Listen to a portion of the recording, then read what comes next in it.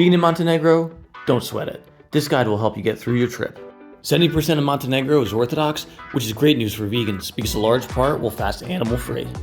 The first thing you're going to notice is the deli section actually has vegan cheese. This doesn't happen just at the big grocery stores, this is at all of them. Just like with meat, you tell them how much you want, they'll cut it up for you and weigh it. The Topsy variety is almost at every store. You can also see here it's extremely cheap. $2.29 for 400 grams, don't mind if I do. There's other options where you can get sliced cheese. You can get smoked, cheddar, mozzarella, and some sort of Swiss variety. Probably the biggest hack is going to pizzerias and asking them if they have vegan cheese, because a lot of them do. Another thing you'll quickly notice, there's a ton of canned spreads.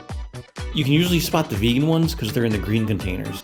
These were a nice cheesy spread with a little flavor to it, and I really like these. There's also canned hummus, which I saw more of here than in the refrigerated section.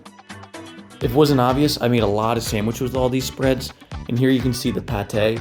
They had garlic, red pepper, olive, mushroom, and they also had a few different brands depending on which grocery store you went to, so this is what some of the other varieties look like. Depending on how big of a grocery store you went to, you would have better variety. So this one was a massive grocery store with a really good selection. They had Via Life, hummus, and different soy milks. They also had the local cheeses and some fake meats like the salami roll down here. These fake meats right here were pretty gross, but desperate times call for desperate measures. In terms of some of the other things you might need, they had some margarines and two different pastries that I really liked.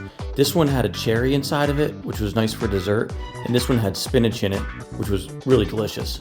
There's also a crazy selection of olives, so you can really buy as many as you want. You can even get these massive containers for really not that much considering how many olives there are.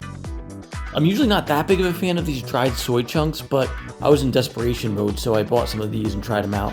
They turned out okay. In terms of the soups, there's a few different varieties that I found out were vegan. They weren't anything to write home about, especially after coming from Asia, but they're good if you need something. Most of the places I went to had a pretty big kitchen, so I did make some mashed potatoes and these bean things, which were really good. And these crackers, especially with all the cheese that you could find, were good, especially the paprika ones. And then these oatmeals were great for breakfast. I'm also very happy to report there was tons of vegan chocolate. This Taurus brand had a few different vegan varieties, and then this Valor brand also did. And of course you could find your classic Oreos there. And just to wrap this up, even though the vegan cheese might be cheap, the almond milks and soy milks and rice milks were not. Here are some of the prices. And with that, it's a wrap from Montenegro. Make sure you follow for more.